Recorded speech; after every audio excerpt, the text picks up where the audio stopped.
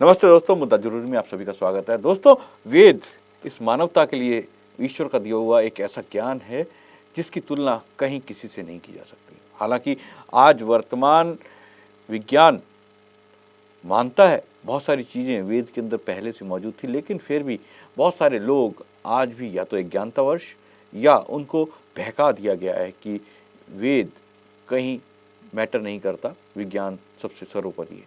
लेकिन धीरे धीरे वेद जैसे जैसे लोगों की पहुंच में आ रहा है, लोग जैसे जैसे वेदों को पढ़ रहे हैं, वेदों का ज्ञान लोगों तक पहुंच रहा है, वैसे वैसे उन्हें समझ में आ रहा है वेद की शिक्षाएं, वेद का ज्ञान कितना उन्नत है, समृद्ध है। अब भारत सरकार वेदों को पाठ्यक्रम में शामिल करने जा रही है। इस बात का खुलासा बीते दिनों शिक्षा मंत्री धर्मेंद्र प्रधान ने किया। उनका कहना था कि भारत सरकार ने पाठ्यक्रम में, स्कूलों के पाठ्यक्रम में वेदों को शामिल करने के लिए 100 करोड़ रुपए की योजना बनाई है, जो इसके तहत अलग अलग विषयों में, अलग अलग क्लासों में वेद और वेद से जुड़े विषयों को पढ़ाया और समझाया जाएगा। इसी पर चर्चा के लिए आज हमारे साथ मौजूद हैं जाने माने शिक्षाविद और समाजसेवी श्री नरेंद्र आहूजा जी। आहूजा जी, आपका बहुत बहुत स्वागत है हमारे इस कार्यक्रम में। आहूजा जी, जिस प्रकार से सरकार द्वारा वेद और वेद शिक्षा के अध्ययन के लिए एक अच्छा खासा फंड आवंटित किया गया है और वेद का जो पाठ्यक्रम है उसको लेकर जो सरकार के बिल्कुल जो सरकार के प्रयास हैं, उनको देखकर लगता है कि जल्द ही हमारे देश का जो युवा है कहीं ना कहीं किसी न किसी तरह से वेदों की शिक्षा प्राप्त करेगा, वेदों का ज्ञान उसे प्राप्त होगा। इस पूरे के पूरा जो सरकार की स्कीम है, इसको लेकर आप क्या कहेंगे? देखिए, ये बहुत पूर्व में हो जाना चाहिए था और इस कदम का जो केंद्र सरकार ने लिया है, जो एक अच्छी खासी धनराशि, लगभग 100 करोड़ की धनराशि, जो भारतीय भाषाओं में वेदों को प्रारंभ करने, वेदों का ज्ञान देने, वेदों का अध्ययन शिक्षा के पाठ्यक्रम में प्रारंभ करवाने पर भारतीय सरकार ने रखी है, उसका हम भरपूर स्वागत करते हैं। जितना स्वागत किया जाए कम है, क्योंकि वेद का पढ़ना, पढ़ाना, सुनना, सुनाना हम सभी का परम धर्म है, ऐसा कहा गया। और ऐसा क्यों कहा गया? ये तो एक आर्य समाज का सिद्धांत आता है कि वेदों का पढ़ना और पढ़ना, पढ़ाना, सुनना, सुनाना हम सभी के लिए आवश्यक है। ऐसा इसलिए कहा गया कि जहां वेद नहीं, वहां वेदना है। कारण मैं ऐसे ही नहीं कह रहा हूं कि ठीक है, एक वाक्य बनाना आपके लिए बना करके मैंने कह दिया कि जहां वेद नहीं वहां वेदना है। कारण है इसके पीछे। सृष्टिकर्ता परमपिता परमेश्वर ने सृष्टि के निर्माण के समय जो एक आचार संहिता के रूप में, संविधान के रूप में, एक ग्रंथ के रूप में, एक नियमावली के रूप में, एक हम सभी मनुष्यों के लिए आवश्यक रूप से माने जाने वाले सिद्धांतों के रूप में जो एक पुस्तक ऋषियों के माध्यम से हमें दी, वह वेद है। और इन 4 वेदों के माध्यम से पूरी सृष्टि में जितनी भी समस्याएं हो सकती हैं, उनका समाधान परम पिता परमेश्वर ने दिया। समाधान क्या होता है? मुझे कोई बीमारी हुई, मुझे कोई समस्या हो गई, तो मैं जिसके पास भी उस समस्या के समाधान के लिए गया, उसने सबसे पहले क्या कहा कि ये चीजें छोड़ दो। डायबिटीज हुई तो उसने कहा चीनी खानी छोड़ दीजिए। मुझे और कोई समस्या हुई, पैरों में, घुटनों में कोई समस्या हुई, तो उसने उसके लिए व्यायाम बताया, कुछ एक्सरसाइज बताई, कुछ फिजियोथेरेपी या योगा की चीजें बतलाई कि इस ढंग से कीजिए। या अन्य कोई बीमारी होती है तो ये पदार्थ खाइए, ये पदार्थ मत खाइए, या ये दवाइयां लीजिए, आदि आदि।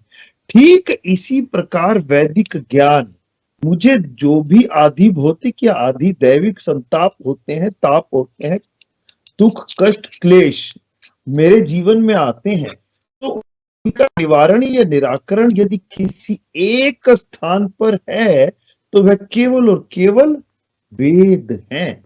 और ऐसा मैं अपने निजी अनुभव से बतलाता हूं, क्योंकि सेवानिवृत्ति के उपरांत जब मैंने वेदाध्ययन और जोर शोर से प्रारंभ किया और वेदवाणी के नाम से एक कार्यक्रम चला, तो प्रतिदिन एक समस्या का समाधान एक वेद मंत्र से देते हुए उस कार्यक्रम को हमने आपके माध्यम से भी आगे बढ़ाया और बहुत बार आपके साथ चर्चा में शामिल हुई।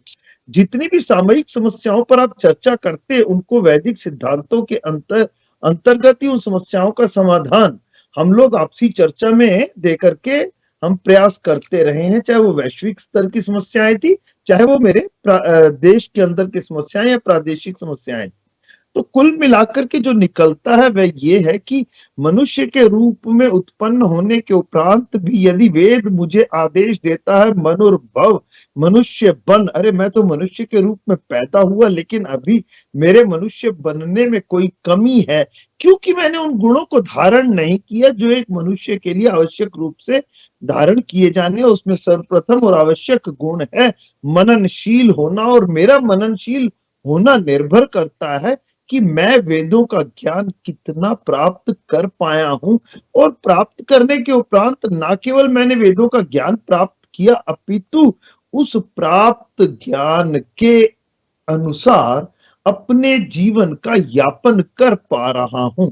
ऐसा नहीं केवल सुन लिया, मैंने वेदवाणी सुनी या वेद पढ़े या किसी से वैदिक चर्चा की, जैसा आपसे करते रहते हैं, लेकिन मैंने यदि उन सिद्धांतों को अपने जीवन में धारण नहीं किया तो शायद बात अधूरी रह गई। तो भारतीय सरकार ने ये जो निर्णय लिया है कि वेदों को अब विभिन्न भारतीय भाषाओं में शिक्षा पद्धति में शामिल करते हुए विद्यार्थियों को पढ़ाया जाए, तो ये एक बहुत स्वागत योग्य कदम है। जब वेद का ज्ञान घर घर में होगा, वेद का पढ़ना पढ़ाना और सुनना सुनाना, हम अपने परम धर्म का पालन कर पाएंगे। वेद जब शिक्षा के पाठ्यक्रम का अंग बन पाएगा, तो घर घर में चाहे विद्यार्थियों के माध्यम से ही सही वेद पहुंचेगा। वेद अगर पहुंचेगा तो वेदना स्वतः समाप्त हो जाएगी। आपने एक बात और कही थी अमित जी, कि विज्ञान का ज्ञान, मैं एक बात कहता हूँ, वेद में ही एक मंत्र आता है, सूत्रस्य सूत्रम। अरे समस्त विज्ञान का ज्ञान यदि कोई है तो वह ब्रह्म ज्ञान है, और यदि ब्रह्म ज्ञान कोई है तो वह अपरुषीय ग्रंथ ईश्वरीय वाणी वेद वाणी है, जो हम सभी के लिए कल्याणी वाणी है। बहुत ही स्वागत के योग्य कदम है अमित जी। जी। और इसके अलावा जो बात निकल के सामने आ रही है उसमें ये भी कहा गया है कि वैदिक बोर्ड जो है, जो अभी नया बन रहा है, उसमें ये प्रावधान रखा गया है कि जो बच्चे उस वैदिक बोर्ड से 10वीं यानी वेद भूषण की उपाधि उनको दी जाएगी, और इसके अलावा 12वीं यानी वेद विभूषण की जो उनकी उपाधि होगी वो प्राप्त कर लेते हैं, तो उनको कोई और एग्ज़ाम देने की आवश्यकता नहीं है। क्योंकि पहले ये हुआ करता था कि जो बच्चे इस तरह की उपाधि प्राप्त करते थे 10वीं या 12वीं के बाद, तो उनको नेशनल ओपन स्कूल से 10वीं या 12वीं करनी पड़ती थी अगर वो आगे किसी अन्य कोर्स में एडमिशन लेना चाहते थे यूनिवर्सिटी के।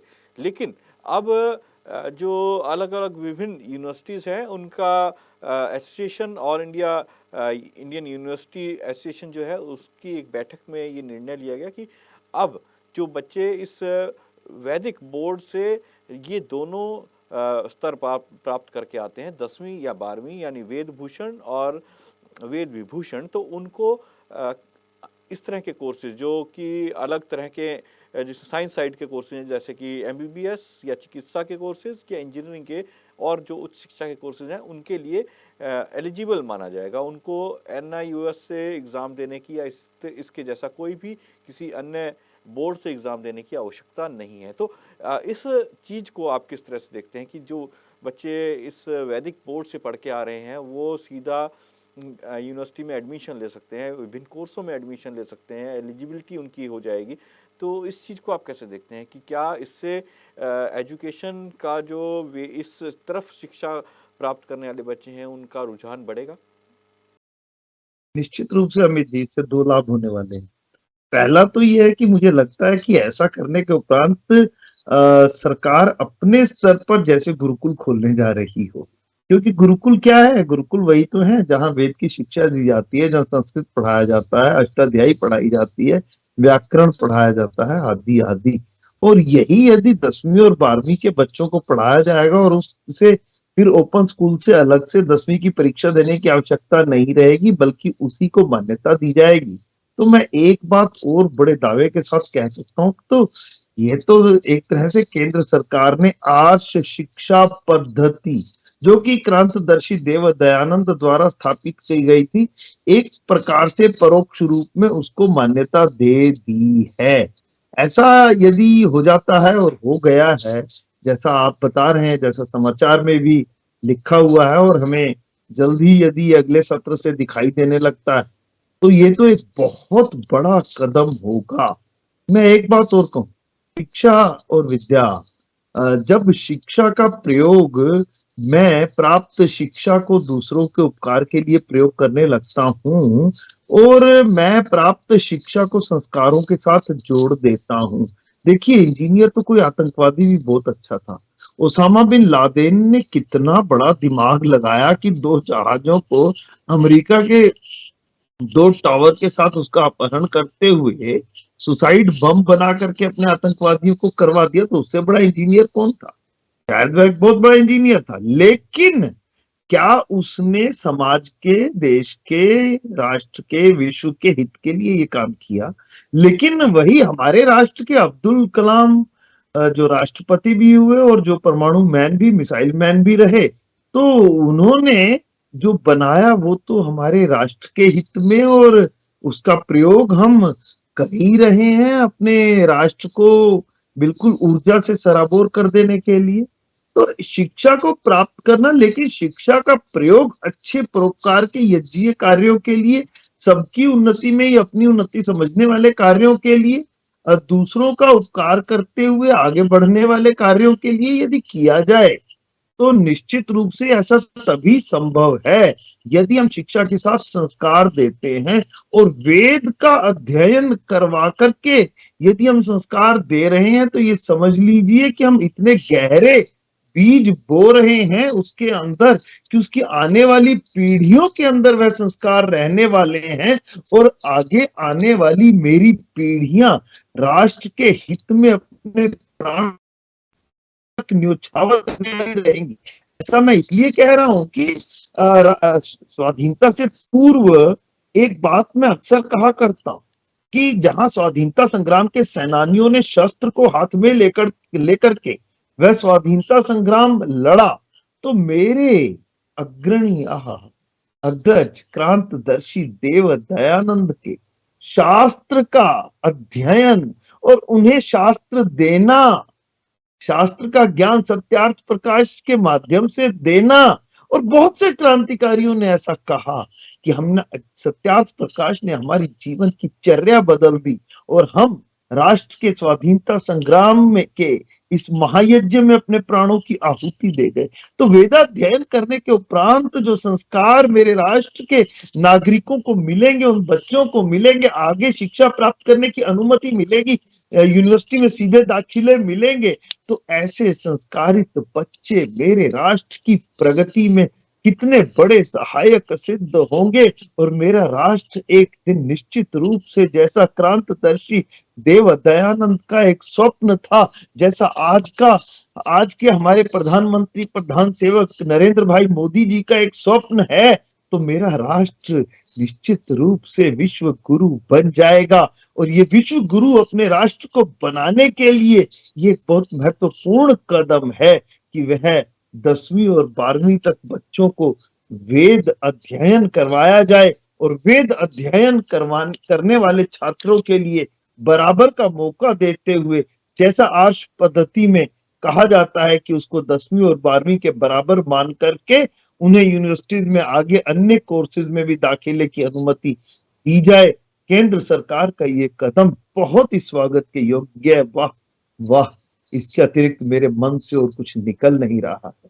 जी बिल्कुल, आपने कहा कि एक स्वागत योग्य कदम है। और जो अब वेदों का अध्ययन करना चाहते हैं बच्चे, जो लोग पहले बात की जाती थी कि जो एक लंबा समय था कि डिग्री हाथ में नहीं आएगी, आप करेंगे क्या, इस आज की जो एजुकेशन सिस्टम है उसके हिसाब से आपका जो पढ़ाई है वो कहाँ काम आएगी, तो ये सब चीज़ें अब पुरानी बातें हो जाएंगी जब बच्चे एक ऐसी डिग्री या ऐसा कोर्स सर्टिफिकेट लेके निकलेंगे कि जिससे उनको आगे यूनिवर्सिटी में पढ़ाई करने में फ़ायदा मिलेगा।